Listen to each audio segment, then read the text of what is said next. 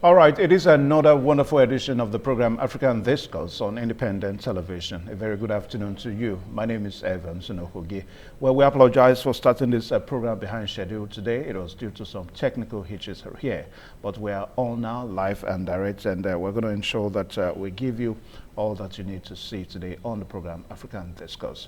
Well, on Sunday, we saw the 17th edition of the BRICS Summit in Brazil, the capital of Brazil, now Rio de Janeiro, whereby we saw world leaders gathering in that BRICS summit. And of course, our own president left the country on Friday, and we understand that his presidential aircraft touched Rio de Janeiro on Friday evening for the BRICS of Nations 17th edition summit.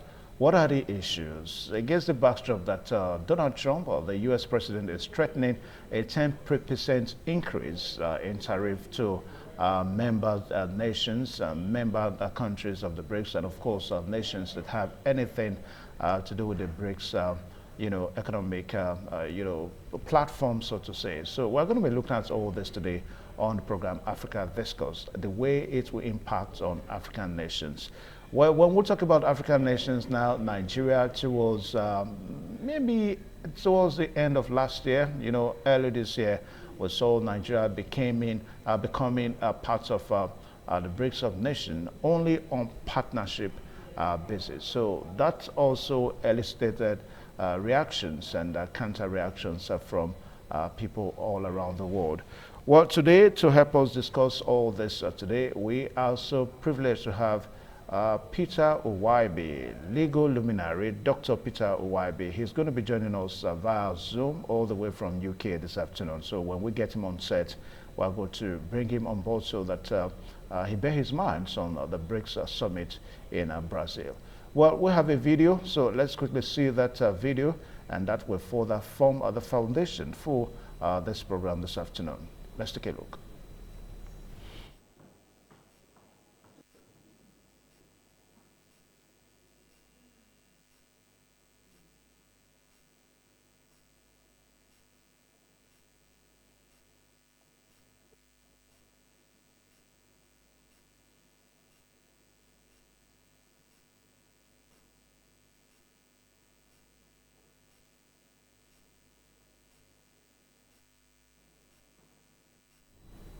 All right, so we're going to ensure that we let you see that video again as the program progresses. And just like what I said, that BRICS leaders started meeting on Sunday, and they are expected to decry Donald Trump's hardline trade policies, but are also struggling to bridge divides over crisis ruling the Middle East. And we also understand that emerging nations representing about half of the world's population and 40% of the global economic output are set to unite over what they see as unfair U.S. import tariff, according to sources familiar with summit negotiations. So I think for some people it's probably U.S. against the BRICS nations. That's the way people are putting it. Now, if we have our guests, we can have him now.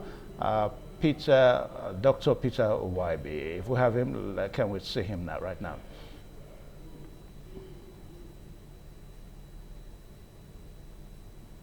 All right, so we're still expecting to join Dr. Peter Uwaibi there. I told you that he's going to be joining us in UK this afternoon. So, like what we said, that Donald Trump is, trying to make trouble again. I mean, saying that there's going to be a 10% increase in tariff for import duties for members nations of the BRICS, and to some people that is trouble because.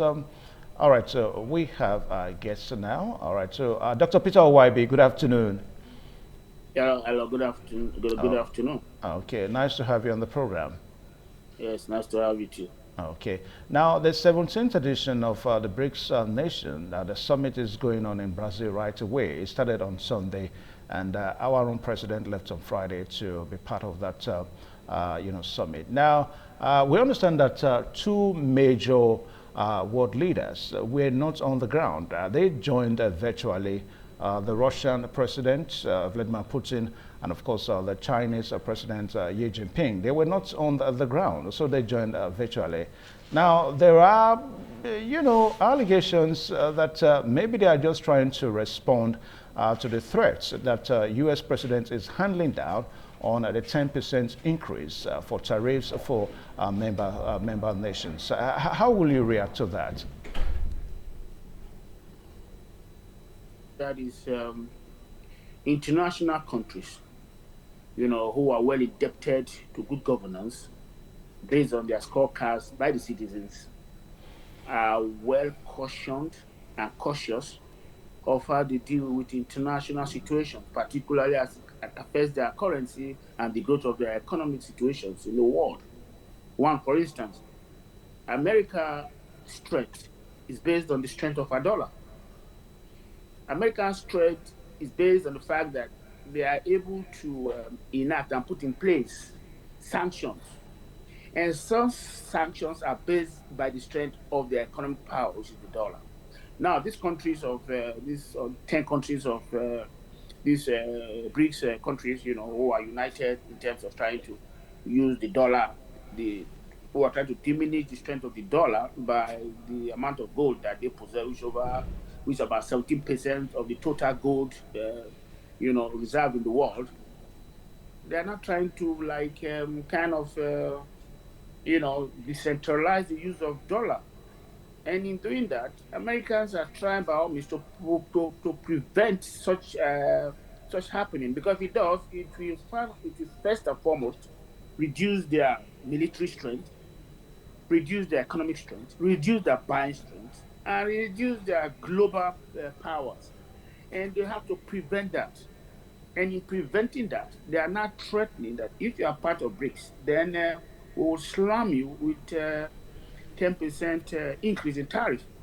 That is expected to discourage these bold moves by these other 10 countries, which is mostly championed by this BRICS country, championed by China, Russia, India, and those of other small pocket nations, without strength of economic growth.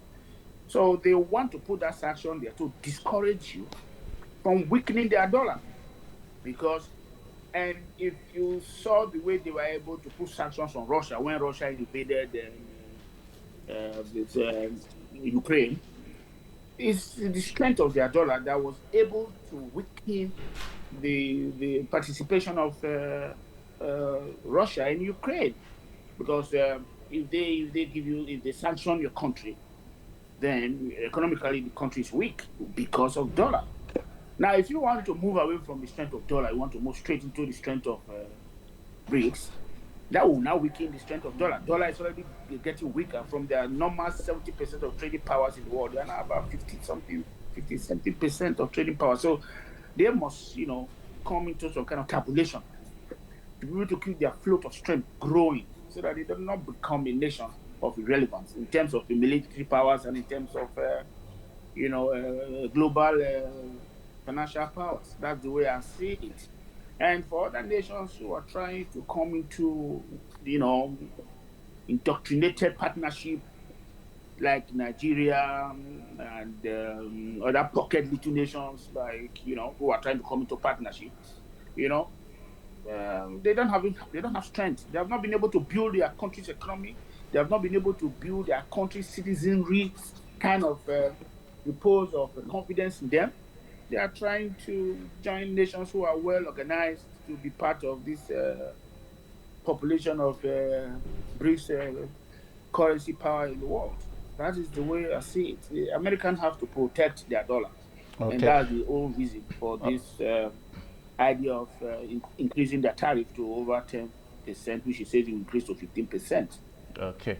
All right. So a while ago, I started by asking, that at the summit that started on Sunday, we did not see Vladimir Putin, the president of Russia, and of course Xi Jinping, the president of China, on the floor on the opening ceremony. They joined virtually. Now, these two world leaders, I mean, their postures, are so important when it comes to the BRICS of nations now. So, little wonder their absence. Does it have anything to do with this latest threat that President Donald Trump has given? There are two types of absenteeism. Let me put it that way. If you're absent, it doesn't necessarily mean you have withdrawn. You see, they are still a member nation of the BRICS. But for them not attending, it again signals a kind of concession to the threat by America, which means they want to reconsider the negotiation power with the rest of the world who are presently not taking part with BRICS. Don't forget, BRICS is a new, digital kind of monetary formation, and it's recent, backed by this, Goldman Sachs Bank of the United States. So everybody is trying to deal economically. Everybody's trying to see how they can decentralize the power of the world from the hands of the Americans, and so they're coming up with new ideas and formulas. If you see this BRICS now, BRICS is simply trying to challenge the United States dollar. Although that is, and if you are challenging the United States of American dollar, dominant global dollar power, you are challenging the strength of the American government in the world. So they have to try as much as possible to give you conditions that makes it impossible for you to make them irrelevant in the world market and in the world global trading and in the world currency usage. And so Russia and China, who are the main drivers of BRICS, if they did not attend the summit, it gives out a lot of silent connotation that they are more interested in maybe trying to renegotiate their position with the United States of America. Okay. All right. So the dollars, the euro, these are two major global currencies, and when it comes to economical power in the world, they have the power. Now, most economic blocs, such as maybe the United Nations economic bloc, then you also have the European economic blocs. They have their own currency. Europe has euro. America has the US dollars. The BRICS does not have a particular currency. So how do you think they can wrestle? The BRICS nations now, how can they wrestle the dollar? Going by your explanation. It's the BRICS may not have a tangible currency. It's a digital currency that floats in the market of trade. It's not, yes, it's not a paper currency, it's not tangible, but it has a strength of exchange. It has a strength of exchange. Like the BRICS already have up to, if I'm guessing correctly, up to 30% of the world trade powers. Their swift international monetary payment system. That's what they are, and that brings me to the fact that they cancelled Russia. One of their sanctions was that they could not deal in their swift, international monetary trade system. And but the BRICS is about 37% now, yes, of their international trade system, because you have these powers from these atomic power countries, which is Russia, India, and China. These are nuclear power countries, and that speaks a lot. That speaks loud enough for America to have a concern. So with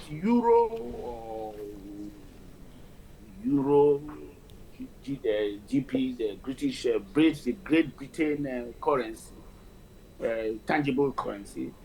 But if they're trading in the BRICS, they're going to be trading on the digital currency, electronically transmitted, which makes it extremely also very important.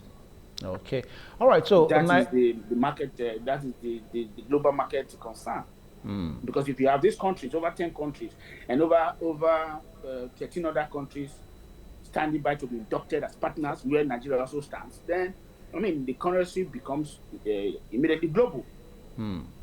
All right, so Nigeria is not a member of the BRICS. It's just a partner, a partnership relationship with the BRICS. Now, that's started sometime late last year, perhaps towards the beginning of this year. That's when we had our partnership status. Now, from your own, looking at the whole partnership relationship now, what do we really stand to gain as a nation? And perhaps that applies to other African nations too. You know, the strength of BRICS is among those nations is a combined economic power with over 35% of the world GDP within their member nations. Now, if Nigeria wants to be partner to this BRICS, what are they bringing on board? Did Nigeria ever tell you what they are bringing on board when they want to be inducted as partners of the international monetary system? They don't tell you. Excuse me, Mr. Evans. If I start to talk now, you tell me, oh, no, no, no, no, it's not been confirmed, it's not been accepted, it's not been broadcasted, it's not been born. You will find out first and foremost what is the value of your Nigerian naira. Now you want to go into areas that are very sensitive now. What is the value of the Nigerian naira? If I say certain things, you will not be quite convenient or comfortable with it because, otherwise, what is your value? You know, the RMB exchange rate to dollar, which is the BRICS exchange rate to dollar, is calculated in the strength of the GDP by way of population, which is accounting for over 35% of the world GDP. What is the Nigerian GDP coming into partnership with the BRICS nation coming into it with? How? What percentage are they trying to trade? How are they going to trade? What value will their naira have against the BRICS that they want to be part of the BRICS nation? Well, you have not been able to organize your nation's economic growth. Nigeria's economy has been sliding so hopelessly down the drain. And you are not being able to deal with that. You have no food to eat in Nigeria. You have no economy. You have no security in Nigeria. You have nothing. Recently, you are selling your aeroplane in Switzerland. What do you want to bring on board to the BRICS nation apart from All right, so coming on board let to me be pause intimidated? you. We're going to take a break now so that we let you see the major headlines that we are following this time. Don't forget the program is still African Discourse. Please stay tuned.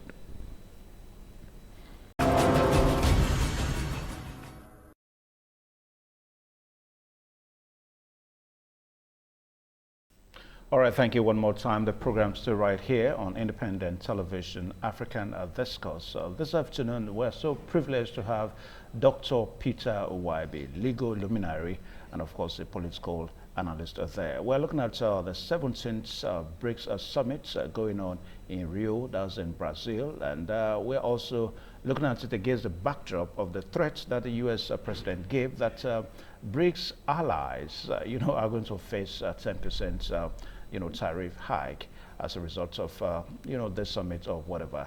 And of course, Nigeria happens to be a partner of the BRICS of nations. Now, Dr. YB, we are still trying to extract the partnership that Nigeria has with the BRICS of nations. You were trying to explain a while ago what Nigeria as a nation has, will bring to the table. Can you go on now? Yes. If you go, if you go down the line of history, or the Nigerian system of implementing policies. Not too long ago, the Nigerian government were thinking of banning the trade in cryptocurrency. They were saying it was. I think they were trying to make it illegal, actually. Although Nigeria is not a country that plays by the rule of law, but they can always bring in legal Let terms us when be it careful becomes with we say negativity, that now. when they want to negatify the system, and when they want to bring sufferings upon the heads of the people. That's what this girl, Kemi Badok, the present leader of Conservative Party in UK, was trying to say in the House of Meetings about a week ago, and trying to, but people were always condemning her that why she's talking about Nigeria in that way. But you have to speak facts. You have to speak facts to government. Recently a politician in Nigeria was coming up posting that he was driving Rolls Royce, I mean, in a kind of a deleterious economy like the one Nigeria has, they are coming to post that drive Rolls Royce. Meanwhile, you that is driving Rolls Royce, you look like a reckitt, and you are talking about driving Rolls Royce. I mean, let us address issues in Nigeria. For instance, if you are banning cryptocurrency, members of BRICS, they trade in cryptocurrency. They are traded in centralized crypto. You know, and decentralized exchange rate. That is how BRICS is trading at the moment. And so you are joining them, as an inducted partner with other nations. I think these African nations should organize themselves properly first before they start joining things, because their economy, one, is not even strong enough for their nationals. We wake up every day with the decline of your economic system, and then you are not able to control that decline. It's a deep-rooted kind of decline. We are a dormant, puppets of other nations of concerned economy with that type of economic structuralization. We are not properly structured. Then we keep jumping up and down. Nigeria, imagine a country that has no national airline, no national air carrier. Dr. You are Wyby, saying you let's want stay to on the join subject. BRICS. These are countries that are well organized. Where are you coming from? Who is Nigeria? All right, now, Nigeria, Dr. there's no Wyby, security. Dr. Wyby, let's Why stay is that? on. It Let's stay scrapes on the your nation. interest. Yeah, Dr. Wyby, let's stay on. Let's stay Nigeria on is on the nothing topic. in the practice of the nations of the world. All right, so We lost all that Dr. Wyby, after Dr. Jonathan. Wyby. Now, at the risk of not trying to be judgmental, now for the founding members, the founding nations of the BRICS, nations now, there are things that they see before they allow a country to partner with that bloc. So perhaps that's what they saw in Nigeria. Maybe they saw the very promising posture of Nigerian economy, and of course they accepted Nigeria, partnership basis. So if that is the truth, so I think we also need to look at the partnership basis that Nigeria is enjoying right now. You see, I don't know, but you see, presently BRICS are founding, and they are bastioning their strength on the reserve of over almost 6,000 tons of gold that they are basing their reserve on the cliffs on. Now, for instance, Nigeria has gold, but is it documented? Are we floating our gold as power to the rest of the world? We are not floating our gold as power to the rest of the world, because our gold reserve or our gold production or our gold mining is not properly documented in the monetary system of the world. Private jets and private helicopters come at night to harvest and mine our gold. And therefore, it does not pass through centralization. It does not pass through the knowledge of the central bank economic planning, so that you are able to plan your economy based on the kind of strength of gold you have. BRICS is about gold that they have. Their power is based on the 6,000 tons of gold they have as a reserve, which represents 16% of the entire gold in the world. So if Nigeria was able to come into that kind of gold, so this is the tonnage of gold we have, we can be able to trade powers with such a magnitude of economic strength based on our gold. But do Nigerians even know they have gold? We don't know, because it's traded in clandestine circumstances. It's traded at night. It's not a transparent, the purest kind of trade. It's not luminous. So they're trading darknesses. And we are not able to first and foremost control that clandestine trade of our gold. We're talking about BRICS. BRICS is about gold. I mean, currencies of the world are backed about gold. Look at America. America is fighting for the strength of our dollar. Okay. All right. So that's what they're fighting against. Yeah. Away from that now, Dr. Wyby. Now let us look at because Donald Trump has threatened. But how come I'm not hearing you well? But I can hear you loud and clear. I can hear you. I didn't say you can't hear me. I said how come I'm not hearing you well? Maybe it has to do with your audio. You may have to improve on your audio. You better now. Okay, you may have to improve your audio. Now, the question I'm asking right now is that Donald Trump has threatened 10% tariff increase on BRICS, allies. And Nigeria happens to be, a part of that allies now, since we're saying that Nigeria is in partnership with the BRICS of nations. Now, what do you think is going to be the impact? Nigeria is probably not the only African country that is in partnership with the BRICS nations now. So what do you think is going to be the direct impact or indirect impact on these nations in Africa? I mean, their economy. Nigeria is already among the 10 poorest nations of the world. We're already a very poor nation, classified like that. Plus or Not minus very. Let us be 5%, careful. correct or incorrect. Yeah. But uh, um, what are your basis of economic growth or economic strength by your export? Is it not when you export you are talking about tariffs? Do you get tariffs from all you are doing in Nigeria is importing? So they are just buying from the international world and the international formation of their prices. If you are going to export now, then they put tariffs on your exports, and then it makes it more difficult for you to pay your staff in Nigeria and more difficult for you to produce because of the tariffs. So what you normally produce a shirt of 10,000 naira, you now produce the shirt for, because of the tariff, you are now producing for 15,000 naira, and your economy does not meet that kind of trade. Then you worry about the tariff. What do you export? That's your problem with tariff. Your oil. It's not crude oil everybody exports. We are just drinking crude oil. Meanwhile, the world has moved away from crude oil energy. They have gone into solar electricity and electronics kind of global consumption. The whole of the UK now in America, they are going to even self-drive automobile that is driven by electricity. And we are still talking about petrol power. That's all we have, petroleum power. Our energy is about petrol. So what do we export that Nigeria will concern ourselves with the tariffs of 10% from America? If the rest of the world are concerned themselves with 10% America, China, Russia, yes, China, Russia, India, Malaysia, Indonesia, countries like Iran, they are able to they export a lot of goods and services, But Nigeria, we don't export anything, and we devalued our naira, even though we have nothing to sell. It's when you have surplus productivity, surplus availability of produce in your country, you devalue your currency to attract international buyers. But here we devalue our currency because we are going to borrow money. We are not ordinarily borrowing money. We are a beggars nation, importunate beggars nation. You don't just devalue your currency. You wake up in Nigeria today, your naira is.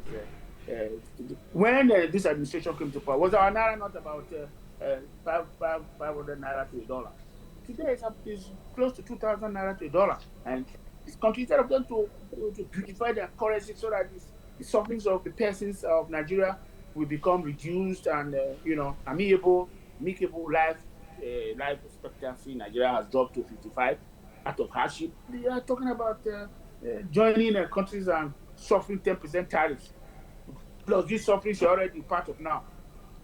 France is not part of this. France that we are putting as our partner, they are not part of this, BRICS. They are not. Okay. They are taking their time. UK is not. They are taking their time. No, we don't know how to take our time. We are just saying we want to be partners to this currency when we don't even know what is the worth of the entirety of Nigeria. Now, That's the way I look at it. what would you say about South Africa? South Africa is the only African nation that is, a member of the BRICS. I mean, it started when the BRICS began. Now, for some analysts, they see South Africa that South Africa is not being the big brother that it's supposed to be to other African nations at the BRICS. Maybe they are trying to explain that South Africa seems to be on a they just want to have it all to themselves at the expense of other African nations. What would you say about South Africa as a member of the BRICS at the expense of other African nations? Sorry. I just came back from watching Wimbledon tennis, so I'm still in the fury of the tennis. South Africa, for instance, is the master economic power of Africa. If you look at the GDP and their trends, Nigerians are being driven away from South Africa. I think South Africa is the master economic power of Africa. If you look at the GDP and their trends, Nigerians are being driven away from South Africa. If you look at the GDP and their trends, As a matter of fact, being hoisted away from South Africa, being beaten away from South Africa, being molested away from South Africa. I mean, you cannot say you are a power nation of the world, or that your citizens are being driven about your place, your passports are being refused, and everything because one man takes 3 trillion naira, steals it, and nothing happens. There's no rule of law. After stealing, they say go to court. You go to court. It's unnecessarily it's a stenchy, other stenchy area of production. There's no rule of law. Go to the legislative. They suspend senators. The way that nothing happens. We are talking about senators touching, Bobby touching. All this. That's our concern. That's how the world is moving forward. We are talking about South Africa, for instance.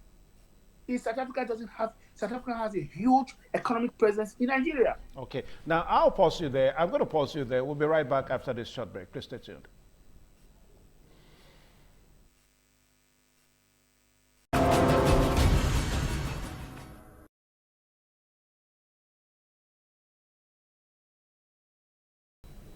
All right, thank you one more time. The program is still right here on independent television, African Discourse, and we still have legal luminary here, Dr. Peter Owaibi, joining us virtually all the way from UK this afternoon. And we are looking at the ongoing 17th edition of the BRICS Summit in Brazil. Now, Dr. Owaibi, we're trying to look at the position of South Africa. Now, some people say that perhaps South Africa, being the only African nation that is a full member of the BRICS. Some people say that perhaps South Africa is just there on personal interest at the expense of other African nations. What would you say about that? No, let's get certain things straight and modificable. What do they mean at the expense of other African nations? Are they using your money to be trading in the BRICS? BRICS is an international intergovernmental organization. It's an intergovernmental organization, where they can come together and provide progress for the individual countries. That is the idea of BRICS. And of course, to adopt the usage of gold currency against the usage of the green paper dollar. That is the idea. So how can South Africa be coming at the expense of other nations? How? Do you have a Central Bank of Africa, apart from the ADB, which is there just to assist other countries of Africa, African Development Bank? No, I don't think so. Why don't Nigeria be part of it at the expense of other African nations? We have not finished, disputing ourselves, disregarding ourselves, killing ourselves in the hands of Fulani Hesime. We are talking about becoming part of an international organizational power of the world, countries that are part of it. If you are part of it, you must be sanctioned and, of course, be discouraged into the kind of bastardization of your citizens. No, you cannot be partner of an intergovernmental organizational structures, and you are there, limiting the democratic values of your citizens. These are democratic countries. Do you hear anyone that is a military country that is part of this thing? These are democratic countries. Meanwhile, in Nigeria, we are autocratic and we are worse than the military. I mean, let us be careful with the way we say that now. This is a very sad discussion I want to be taking part in, where all right. Nigeria there has no rule of law. No, you cannot say so, Dr. Owaibi. You cannot say that we don't have rule of law in Nigeria. We do have a rule of law. All right. So you have a rule of law. Okay, the last time the court put back the local government that was. Anyway, that's not what we're saying. Let's stay focused on our topic. Let's stay focused on our topic. Now, as we commence out this, and perhaps the very last question on this program this afternoon. Now, 4 nations are present at this summit. You have Egypt, Ethiopia, Nigeria, and of course South Africa. All these 4 nations are African countries. Now, we understand that these 4 nations may come back home after the summit to try to look at what Donald Trump is trying to do now. I mean, this 10% increase in a tariff. So what do you think they should be looking at? I mean, so that this increase in tariff will not have adverse effects on the economies of these 4 African nations? You see, these nations that went, I want to say they are puppet nations. They don't have economic strength. Even South Africa? To the United States. Even America South have Africa. said they are going to implement a 10%, or they are going to impose, whichever we want to put it, a 10% tariff on all these nations of the BRICS. What are you going to do about it? It's just going to increase your level of suffering in your nation, because things are already so expensive. It will only become more expensive. That's all it is. Your life, your daily life in Nigeria will become more expensive and unbearable, because America, without the present 10% imposition on their tariff, we're already having hardship in the United States of Nigeria. So when they have the 10% tariff, implementation on members that are flaunting themselves and ebolizing themselves with these big nations, it will create further hardship for the nations. Even civilized nations are negotiating with the United States. Please, please, please, can we deal with better tariffs? And America is protecting her nation. They are protecting her nation's power, because if BRICS are allowed to survive, the dollar power will be weakened. And if the dollar power is weakened, the power of America itself will be weakened, because the strength of America is the dollar. And that's why they're able to give sanctions in the rest of the world. They're able to give you sanctions. They will sanction Russia for going to Ukraine. It's the power of dollar. They decentralize it, and you can no more trade freely with their dollar. So you are handicapped. So that is so. Now that you are trying to come up with a gold system of financial control, currency control, or trading system in the world, they are trying to protect and uphold the strength of their dollar. That's the whole idea. Okay. All right. So we want to say very big thank But you to, yeah. All right. So we'll draw the curtain on the program here today, and I want to say very big thank you to thank you Dr. very much. Peter Owaibi, a legal luminary, and he joined us all the way from UK this afternoon, looking at the ongoing 17th edition of the BRICS summit in Brazil. And like what I told you, that our own president was there at the invitation of the Brazilian president to be part of that summit. So the last is not heard now, because the summit is going to go on for another 2 more days before the conclusion comes on. And it's somehow a way of saying that it's a trade-off war now between the U.S. and the BRICS nation again, because members of the BRICS nations are not taking it easy with President Donald Trump, that, hey, you cannot be doing this at this time. So we just keep our fingers crossed and see how the events unfolds, even as the summit goes on. I want to say a very big thank you one more time for watching the program today. Until same time next week, my name is Evan Sunohugi. Goodbye and God bless you.